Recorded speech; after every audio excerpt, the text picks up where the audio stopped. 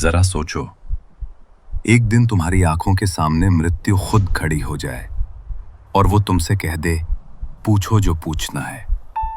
क्या तुम हिम्मत कर पाओगे पूछने की? मृत्यु के बाद क्या होता है? या तुम भी बस खामोश हो जाओगे?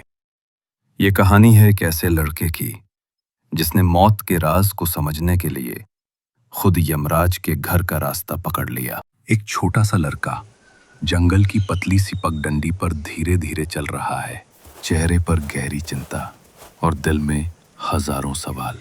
उसके कदम भले ही आगे बढ़ रहे थे, पर उसका मन उलझा हुआ था।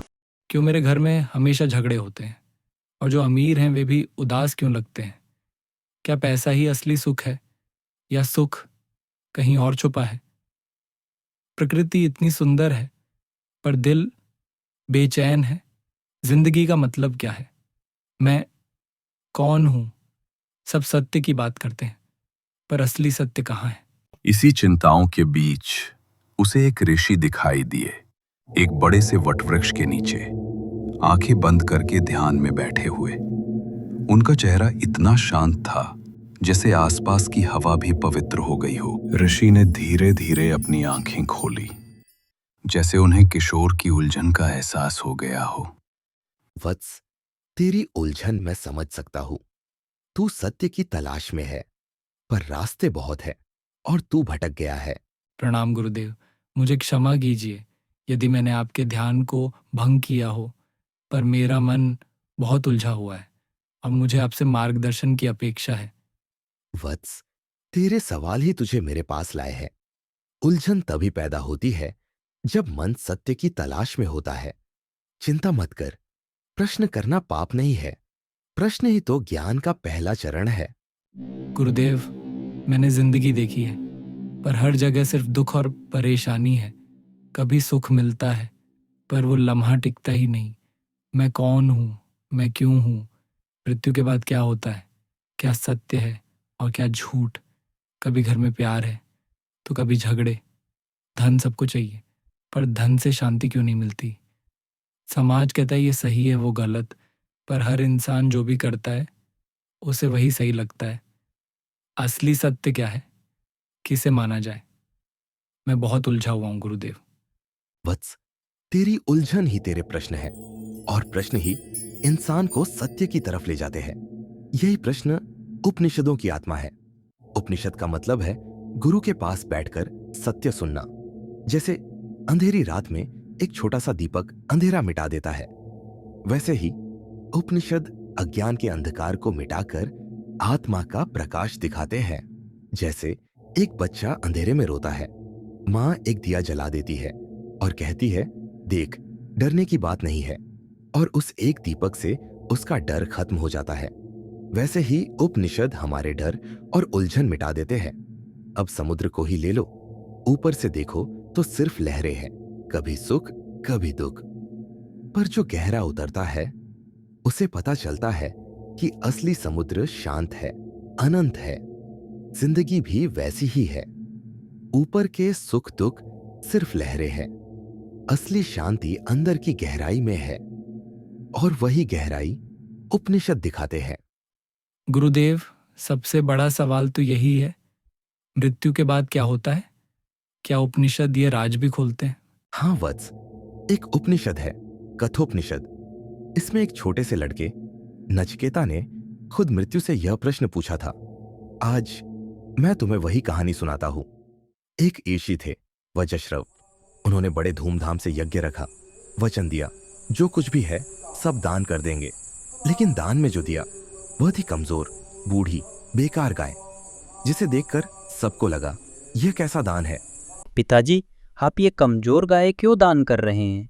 क्या दान ऐसा होता है? लड़का बार बार पूछता रहा। पिताजी चुप रहे, लेकिन नचिकेता रुका नहीं। पिताजी, मुझे बताइए, आप मुझे किसे दान करेंगे? पहले पिताजी ने नजरअंदाज किया, पर नचिकेता बार बार वही सवाल करता रहा। उनकी शांत तपस्वी आत्मा अब चिढ़ने लगी, और एक पल आया जब उनका सब्र टूट गया। छोड़ दे मुझे, मैं तुझे मौत को दान कर दूंगा। शब्द निकल गए थे जैसे वचन बन गए हो, और नचिकेता सच मानकर मौत की ओर निकल पड़ा। नचिकेता जंगल से गुजरता मृत्यु के घर तक अकेला जा रहा था। न उसके पास कोई साथी, न रोशनी, बस एक सच की तलाश। 3 दिन नचिकेता ने यमलोक के द्वार पर बिना खाए पिए प्रतीक्षा की।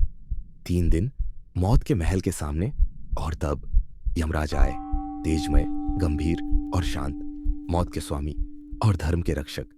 प्रणाम धर्मराज, मैं नचिकेता, वज्रश्रवा का पुत्र, 3 दिन से आपकी प्रतीक्षा में यहाँ बैठा हूँ। बालक, मुझे खेद है। तू 3 दिन तक मेरा इंतजार करता रहा, वो भी बिना भोजन के। मुझसे भूल हो गई। मैं तुझसे प्रसन्न हूं। मांग ले 3 वरदान, जो चाहे। मेरे पिताजी गुस्से में थे, उनके दिल में मेरे लिए क्रोध था। मेरा पहला वरदान ये है कि जब मैं लौटूं तो वे मुझे प्रेम से गले लगाएं, शांत हो जाएं। तथास्तु, तेरा पहला वरदान पूरा होगा। तेरा पिता तुझे प्रेम से अपनाएगा। मेरा दूसरा वरदान ये है कि मुझे यज्ञ की अग्नि विद्या का ज्ञान मिले, जिससे देवता प्रसन्न हों और लोग स्वर्ग का मार्ग जान सकें। सुनो बालक, ये है अग्नि विद्या। अग्नि जो धरती और स्वर्ग का सेतु है, मैं तुझे इसका ज्ञान देता हूं। मेरा तीसरा वरदान सबसे महत्वपूर्ण है। मृत्यु के बाद क्या होता है? क्या आत्मा मर जाती है या अमर है? पहले 2 व्रत यमराज ने तुरंत दे दिए, पर तीसरे व्रत पर यमराज का चेहरा बदल गया। बालक, ये प्रश्न कठिन है। देवता भी इसमें उलझे रहे। मुझसे और कुछ मांग लो। धन, राज्य, 100 वर्षों का जीवन, अप्सराएं, शक्ति, पर यह प्रश्न मत करो। नहीं धर्मराज, धन मिट जाता है, 100 वर्ष का जीवन भी समाप्त हो जाता है, अप्सराएं भी एक दिन बूढ़ी हो जाती हैं। मुझे सिर्फ एक ही बात जाननी है, मौत के पार सत्य क्या है? और तब यमराज ने वह ज्ञान दिया जो सदैव अमर है, कठोपनिषद का रहस्य। सात्मा न जन्म लेती है, न मृत्यु होती है, न ही कभी बदलती है, न ही कभी मिटती है। शरीर बस एक वस्त्र है, लेकिन आत्मा वो अमर है, अनंत है, अजर है। जो इस सत्य को समझ ले, उसके लिए जगत के सब दुख, सब क्लेश, सब भय बस एक भ्रम बन जाते हैं। न जन्म का बोझ, न मृत्यु का डर, केवल अनंत शांति और ज्ञान का प्रकाश बचता है। समय के साथ सब चीजें बदलती हैं। राजा मिट जाते हैं, धन समाप्त हो जाता है, शरीर जल जाता है, पर जो आत्मा को पहचानता है, उसके लिए कुछ भी मिटता नहीं, कुछ भी खत्म नहीं होता। वो सदा जीवन है, सदा ज्ञान है, सदा शांति है। यह था नचिकेता का सफर, जो मौत से लड़ने नहीं, मौत को समझने गया था। और जो ज्ञान उसने पाया, वही है कठोपनिषद का हृदय। एक दिन जब तुम्हें भी यह सवाल छू लेगा, तुम्हें भी अपने अंदर का नचिकेता जगाना होगा। यमराज ने जो ज्ञान दिया, वह सिर्फ शब्दों का नहीं था, वह एक अनुभव था, एक सच जो हर जीव के अंदर छुपा है। आत्मा अमर है, जन्म मरण का चक्र उसके लिए शून्य है। जो इसे समझ ले, मौत सिर्फ एक भ्रम है और जीवन का हर पल एक सीख। हर एक इंसान के अंदर एक नचिकेता छुपा है। एक दिन जब तुम्हारा मन भी सवालों से भरा होगा, तुम्हें अपने अंदर के सच का सामना करना होगा, और शायद तब तुम भी समझ पाओगे मौत के पार क्या है और जीवन का असली अर्थ क्या।